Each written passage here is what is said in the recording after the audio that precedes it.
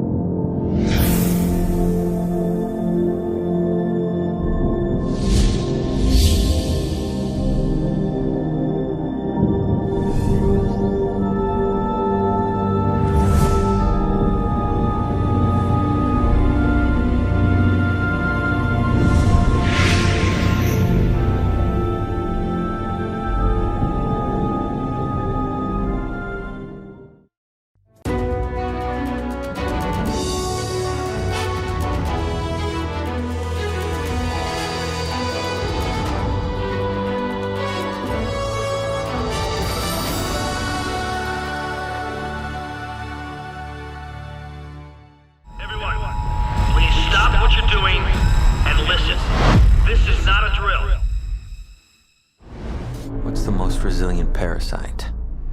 An idea. A single idea from the human mind can build cities.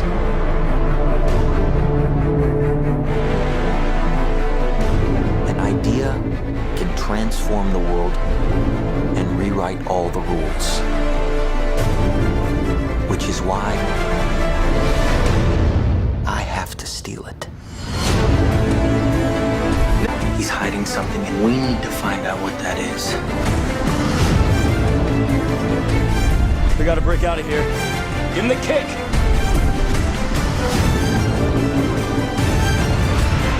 This was not a part of the plan! Wake me up! Wake me up!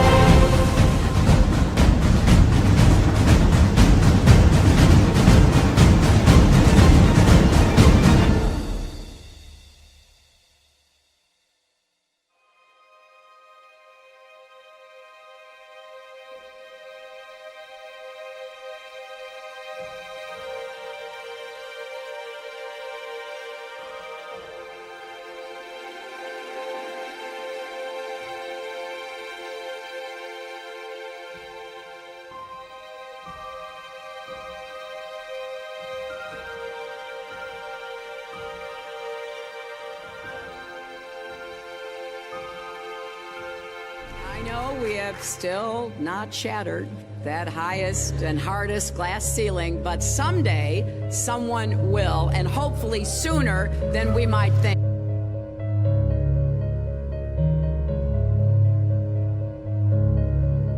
As the galaxies go whizzing by over the glass domed ceiling. Now tell me that doesn't work for you. If it's true, does it change how I live my life?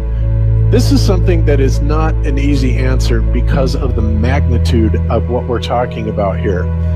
How it will change your life, first of all, when you understand it, is dramatic, to say the least. Will it change you from having to go to your job every day and the things that you typically do every day? No.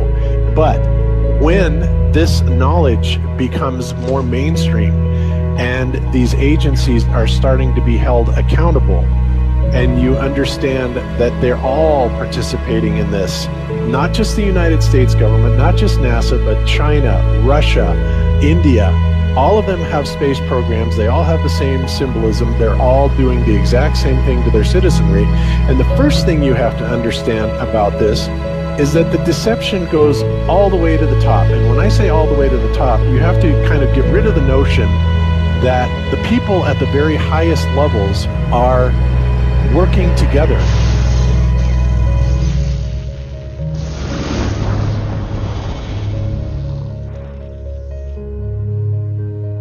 Why would they do this? Why are they trying to hide the fact that we are on an infinite plane or on a flat earth rather than a ball? Well, if you isolate people into the idea that they're on a blue marble that's in the middle of a universe that is really insignificant, and there's thousands or millions and billions of other worlds and possibly other civilizations, that makes most people think that we are insignificant and that we did actually come about as some sort of an accident. Now, when people believe that, their minds are much more malleable into being given the idea that there is no God, there is no creator. And because of that, that also gives the controllers this fertile soil to build other deceptions on.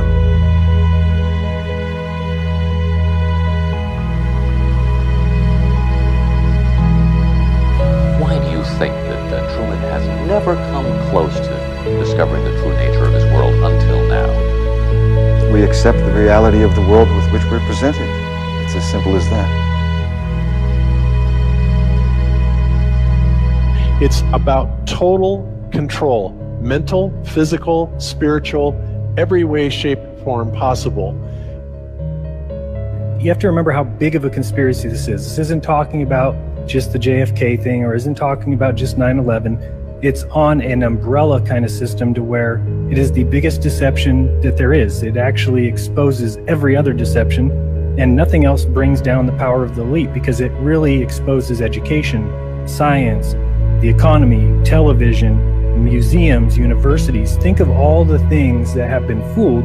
I feel worse for the people that are out there building satellites, the people that are out there actually working for these space agencies, the people out there teaching in schools as professors, because they would all come to the conclusion eventually, once this gets out, that they've all been contributing to the lie. Why do you believe what you believe? Prove it without using NASA or any other space agency, the government or military of any country in the world. Why would I say that? NASA has been proven to be liars time and time again. I could spend a whole weekend here showing you the lies of NASA. How many of you believe your government is 100% honest and can be trustworthy? And how many of you know the military answers to their government? Okay, so if those three sources are all proven liars, why would you trust them? Fool me once, right? Shame on you. Fool me twice, shame on me. I say, continue to believe pathological liars and you're an idiot. But that's what we've all done. And so, I look at these stuff, we've all seen the textbooks, we've all seen the videos and movies and all these things, and there's so much of it. Do you know what the budget NASA has? You know how much they get? How much money they get? Have you seen the movie Gravity? That's made for about $100 million, give or take. And if you saw the movie Gravity, that was pretty impressive. I saw it on IMAX, big screen, like, wow. I mean, I felt like I was with Sandra Bullock flying around in space, freaking out myself. Okay, this is what they're able to do with $100 million. What are you able to do with tens of billions of dollars a year since the 60s?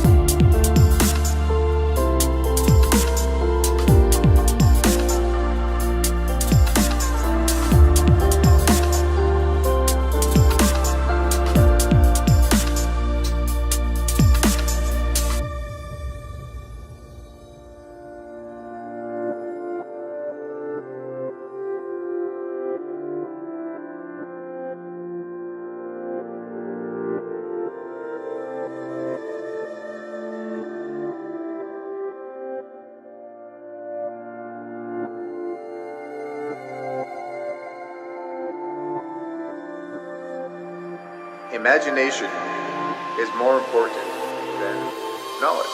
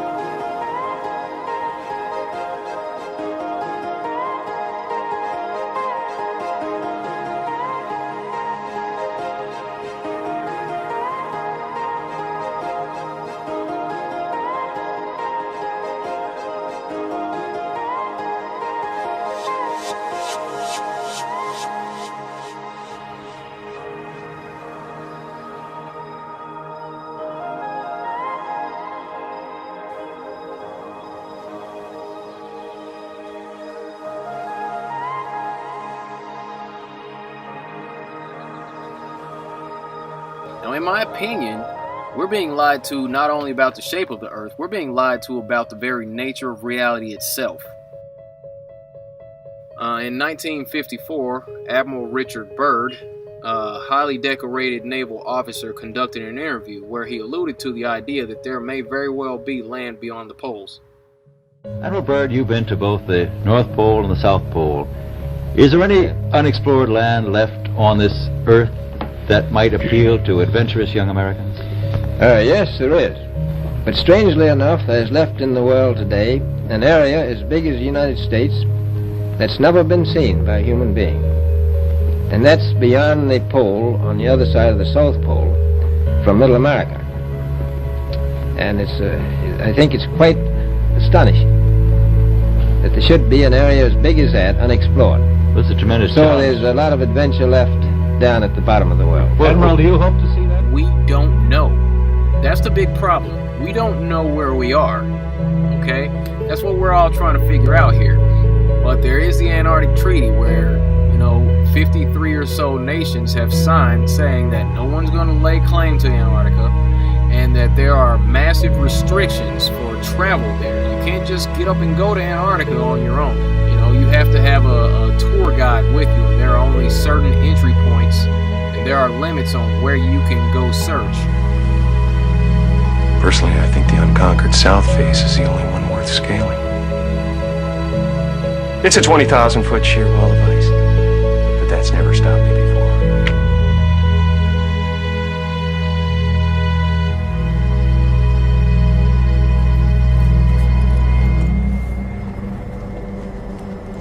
Welcome.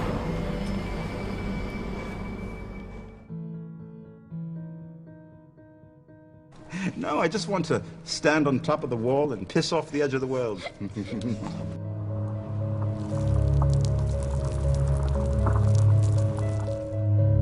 What difference does it make? What difference does it make? Yeah, that's their favorite line. Got a lot of people, what difference does it make? You can't figure out what difference it makes? If you can't figure out what difference it makes that the people running your world are lying to you over and over your whole life, if you can't figure out that someone lying to you is trying to control you, suppressing of information, of knowledge, is control. Deception of information and knowledge is a form of control. So what difference does it make? It makes a big difference, because once they start omitting information or lying about information about where you live, they're doing it to control you, period. Why am I having to explain this to critical thinkers in the truth movement? The way you control billions of people is to keep them divided and fighting each other. Flat Earth is not a psyop. Flat Earth destroys the psyop. Every psyop that's been used to control us for as long as they've known about it. So this system has been in power and control for hundreds of years, ever since they convinced the rest of the world that they didn't know where they live. It created this fantastical scenario to make people feel insignificant and to follow those that appear to know better. Why is the flat Earth so important? Because it shows the deception. And if everybody would just come together and demand answers, they would be in checkmate. They would not know what to do. Train up a child in the way that he should go, and when he is old, he will not depart from it.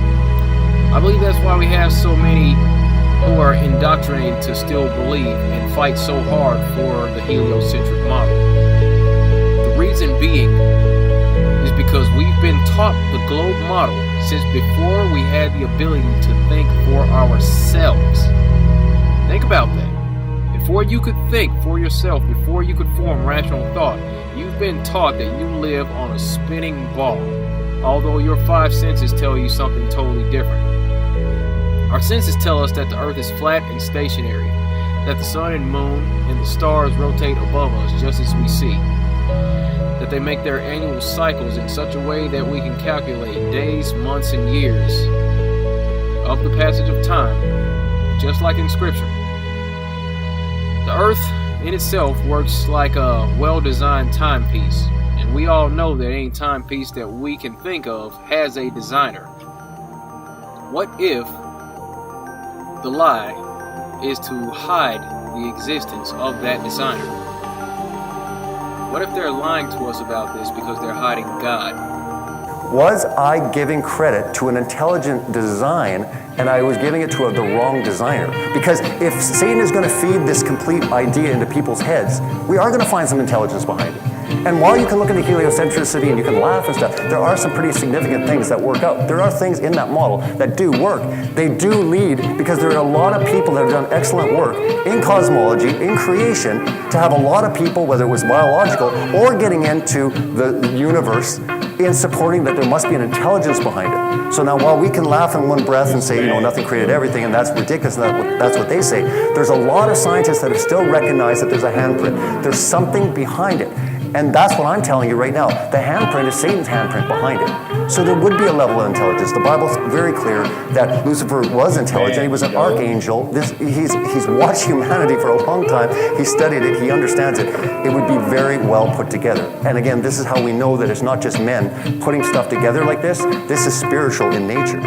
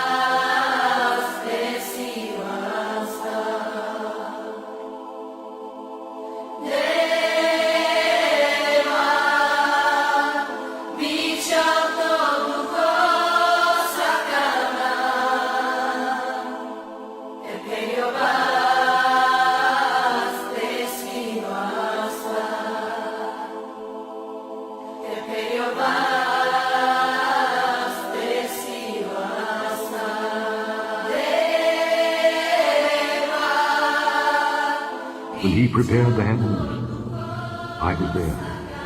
When he set a compass upon the face of the depth, when he established the clouds above, when he strengthened the fountains of the deep, when he gave to the sea his decree that the water should not pass his commandment, when he appointed the foundations of the earth, then I was by him, as one brought up with him, and I was daily his delight, rejoicing always before him, rejoicing in the habitable part of his earth, and my delights were with the sons of men.